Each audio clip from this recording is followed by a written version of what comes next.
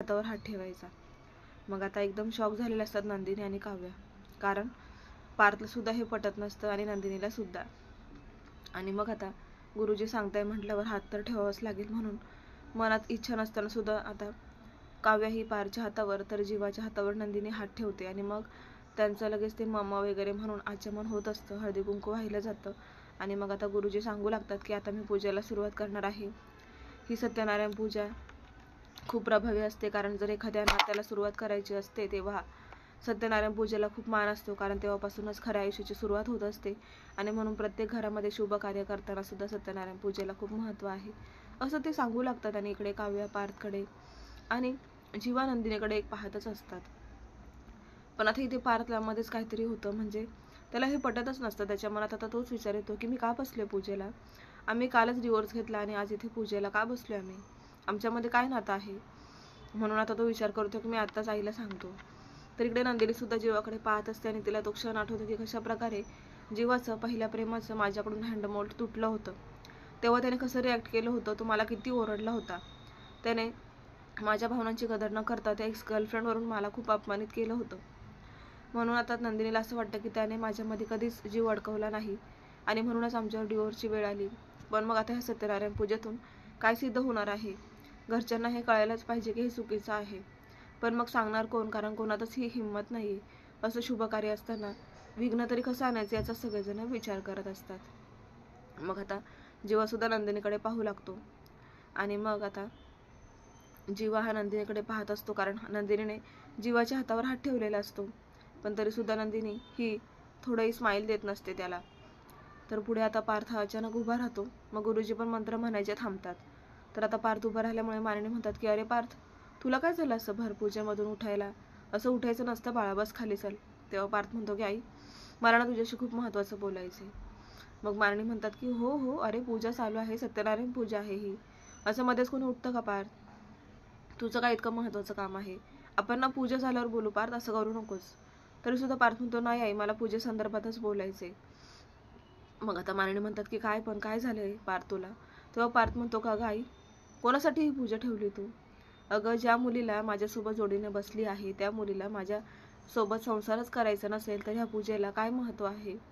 मग आता असं म्हटल्यानंतर मानिनीला शॉकच बसतो. मानिनी एक शब्द सुद्धा म्हणत नसतात.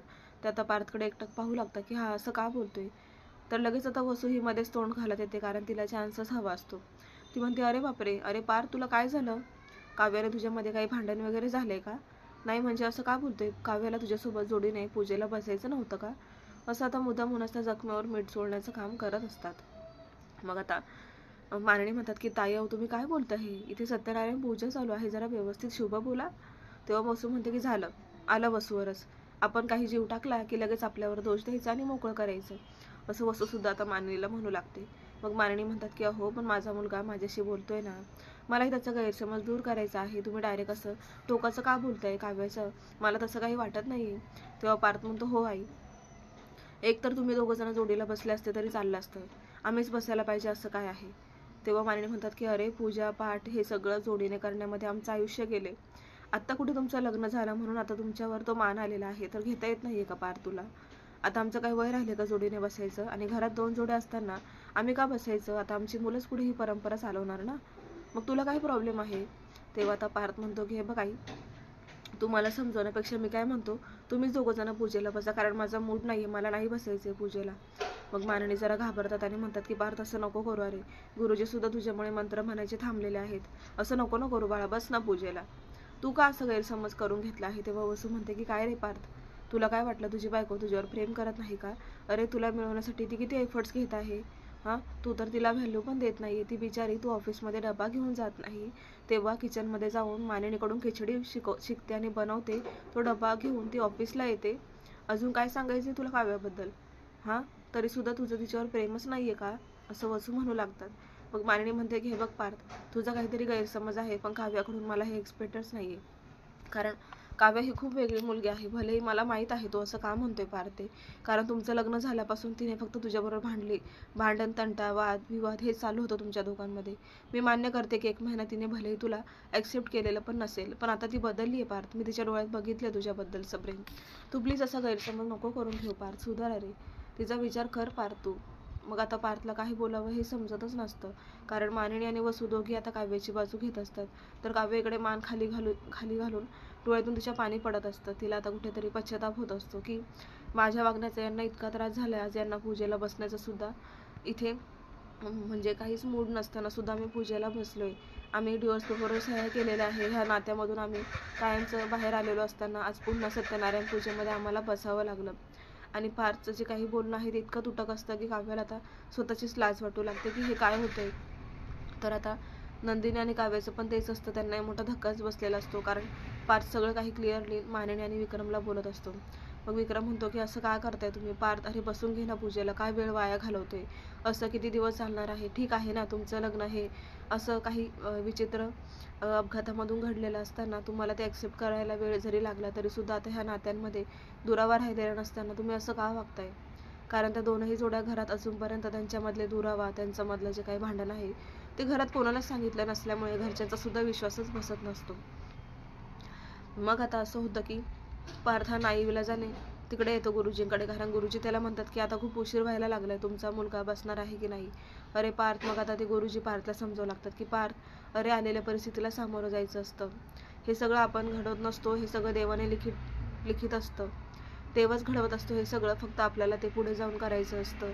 आपल्या मनाचं राज्य नाही बाळा, देव जे ठरवतो, देव जे लिहून ठेवतो ना तेच आयुष्यात घडत असतं. मग ह्या घडामोडी अशा चालूच राहतात, आयुष्यात चढ उतार.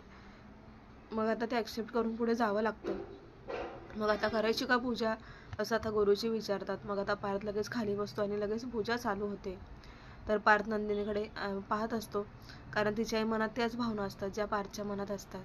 तर दोघांनाही नकोच झालेलं असतं हे नातं, कारण पार्थला आता तो क्षण आठवतो की कशा प्रकारे मी काव्यावरती इतका प्रेम करत होतो, पण ती मला नेहमी असंच म्हणायची की ह्या नात्यामधून मला मोकळं करा, मला डिवोर्स देऊन माझं हे नातं कायमचं संपवा. त्याला ते शब्द आठवतात आणि खूप त्रास होत असतो की या मुलीने एक दिवस असा होता की माझ्याकडे डिवोर्स मागितला होता, आणि जेव्हा मी हिच्याकडे डिवोर्सवर सह्या मागितल्या तेव्हा हिने खूप वेळ घेतला, हे काय चाललेलं आहे, मला परत ह्या भानगडीत पडायचंच नाहीये. त्याला तेच वाटत असतं. पुढे आता पूजा झालेली असते, म्हणून आता दोनही जोड्यांना उठवून पाया पडायला लावतात. तर इकडे आता मानिनी म्हणतात की मी आलेच गुरुजी, प्रसाद घ्यायला जाते. तेव्हा आता वसू पटकन म्हणते, अगं मानिनी तू थांब इथेच, मी घेऊन येऊ का प्रसाद. पण मानिनी म्हणतात की नाही, मीच घेऊन येते, तुम्ही थांबा इथेच. आता वसूच्या मनात वेगळाच प्लॅन असतो, पण मानिनी तिला जाऊच देत नाही. मग आता प्रसादाचं पातेलं घेऊन मानिनी या हॉलमध्ये येतात आणि मग सगळे पाया पडू लागतात गुरुजींच्या आणि आशीर्वाद देत असतात ते. तेव्हा आता आशीर्वाद देताना ते पटकन म्हणतात की आयुष्यमान भव. असं म्हटल्याबरोबर विक्रम म्हणतात की हाच आशीर्वाद का गुरुजी, नाही म्हणजे आधी कसं म्हणायचे की अष्टंगपुत्र भव असं वगैरे काहीतरी म्हणायचे ना, तसं नाही म्हणू शकत का. मग आता गुरुजी हसायला लागतात. ते म्हणतात की आता गेली ती पद्धत, आता एक मुलगा इथे नको झाला ह्या पिढीला, आणि तुम्ही तर अष्टपुत्र म्हणताय. आताच्या पिढीला मुलंच नको आहे, त्यांना मुलं सांभाळणं, मुलं वाढवणं हे सुद्धा जमत नाहीये. आता त्या पद्धती गेल्या, म्हणून हा आशीर्वाद पण आता बंद केला बोलायचा. आता फक्त एवढंच बोललं जातं, आयुष्यमान भव. मानिनी म्हणतात की काय हो तुमचं, काहीही बोलतात. ती विक्रमलाच आता ओरडू लागते. तर विक्रम म्हणतो, अरे हा तर मस्करीचा विषय होता. तेव्हा मात्र आता काव्य, जीवा, नंदिनी, पार्थ चौघही जण असे उभे असतात. तर आता गुरुजी म्हणतात की हे बघा, तुम्हाला आशीर्वाद पण दिले, सत्यनारायण पूजा पण झालेली आहे, आता वेळ आहे ती तुमचं जे काही मंगळसूत्र लग्नात घातलेलं आहे ना ते आता उलट आहे, बरोबर. मग आज सत्यनारायण पूजा झाली, तुमच्या नवीन प्रवासाला आजपासून सुरुवात होणार आहे. मग आता हे मंगळसूत्र सरळ करायचं असतं. पण त्याच वेळेला आता काव्य पार्थकडे आणि नंदिनी जीवाकडे एकटक पाहत असतात. घरचे सुद्धा त्यांनाच निहाळत असतात. तर इकडे रम्या आणि वसू फक्त पार्थ आणि काव्याला पाहत असतात, कारण त्यांना हे समजलंय की डिवोर्सपर्यंत यांचं नातं पोहोचलंय. आणि मग आता त्यांना हे बघायचं असतं, ऑब्झर्वेशन करायचं असतं की ह्या दोघांमध्ये नक्की चाललंय काय. पण त्यांना समजून जातं की पार्थ बिलकुल काव्याकडे बघत नाही, आणि त्यामुळेच पार्थच्या सुद्धा मनात काव्याने असं काहीतरी विष कोरलेलं आहे की तिच्यासमोर आता मोठा खड्डाच खणलाय काव्याने, स्वतःहून पायावर दगड पाडले, असं सुद्धा आता ती रम्या वसूला म्हणत असते. मग आता ह्या दोनही जोड्या काहीच हालचाल करत नसतात. तेव्हा गुरुजी म्हणतात की काय म्हणालो मी, तुमचं जे मंगळसूत्र उलट आहे ना ते सरळ करायचं असतं, म्हणजे उलट. तेव्हा आता नंदिनी आणि काव्य दोघी ते मंगळसूत्र काढू लागतात. काढल्याबरोबर ते आता उलट करताच गुरुजी म्हणतात की थांबा एक मिनटं, हे मंगळसूत्र तुम्हाला लग्नात कोणी घातलं होतं, तुमच्या नवऱ्यांनी, बरोबर ना. मग आता हे मंगळसूत्र उलट करायला सुद्धा तुमचाच नवरा पुढे येऊन ते करेल. मग आता पार्थ आणि जीवा दोघंही पाहू लागतात. इथे जीवाला काहीच प्रॉब्लेम नसतो, पण नंदिनीला असं वाटतच नसतं की ह्या मंगळसूत्राला जीवाने हात लावावा. सेम आता पार्थला सुद्धा इच्छा नसते. तो म्हणतो ह्या नात्याला अर्थ तरी काय आहे. सत्यनारायण पूजा म्हणताना इथे असत्य जोड्या बसलेल्या आहेत, खूप देवाशी सुद्धा आम्ही खोटं बोललो असंच त्याला वाईट वाटत असतं. आणि आता अजून हा तालमेल तरी कशाला मंगळसूत्राचा, म्हणूनच तो पुढेच होत नसतो. मग गुरुजी म्हणतात की आता काय झालं, चला लवकर मंगळसूत्र सुलट करा. मग आता पार्थ आणि जीवा दोघेही पुढे येतात आणि त्या दोघींचे मंगळसूत्र सुलट करू लागतात. तेव्हा सुद्धा ते एकमेकांकडे पाहतच असतात, कारण त्यांना अजूनही असं वाटत असतं की कुठेतरी आमचं नातं हे तुटलेलं असताना सुद्धा सत्यनारायण पूजाने दोनही जोड्यांना पुन्हा एकत्र आणलं. मग आता नंदिनीला एक डाऊट असतो की गुरुजी मला म्हणाले होते की तुझ्या मनात जे चाललेलं आहे ना तेच तू आता ॲक्सेप्ट कर आणि तसंच सगळं घडणार आहे.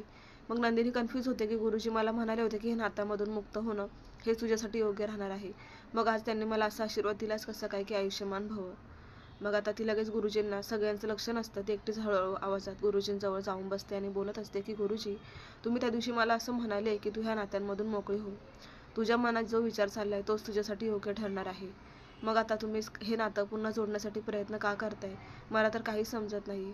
तेव्हा गुरुजी म्हणतात की हे बघ नंदिनी, अगं तू जगाशी खोटं बोलशील, घरच्यांशी खोटं बोलशील, पण माझ्याशी कोणीच खोटं बोलू शकत नाही. आणि खोटं जरी बोललं ना तरी मी ते शोधून काढतो. माझ्या मनात सगळं काही विचार चालू असतात आणि म्हणूनच तुमची योग्यता पाहूनच मी आज ही पूजा अर्जंटमध्ये ठेवली होती. याचा अर्थ तुला कळतोय का नंदिनी? आता आलेल्या परिस्थितीला तुला सामोरं जावं लागणार आहे, कारण देवाने जे लिहून ठेवलेलं असतं ना ते कधीही घडतच असतं. म्हणूनच आता तुला पुढचं आयुष्य हे सुखाने समृद्धीने एकत्र घालवावं लागेल. मग नंदिनीला आश्चर्य वाटतं की गुरुजी त्या दिवशी नातं तोडण्याबद्दल बोलले आणि आज नातं जोडण्याबद्दल. आता आम्ही एकत्र रूममध्ये राहून पुन्हा नवरा बायकोचं नातं तयार करायचंय का, हाच तिला विचार पडलेला असतो. ती आता विचारच करत बसते. तर प्रेक्षकांनो, पुढे आता खूप जबरदस्त ट्विस्ट येणार आहे, पाहायला विसरू नका. लग्नानंतर होईलच प्रेम अशाच डेली अपडेटसाठी चॅनलला सबस्क्राईब करा. नोटिफिकेशनसाठी बेल आयकॉनवर क्लिक करा, म्हणजे रोजचे अपडेट्स तुम्हाला वेळेवर पाहायला मिळतील.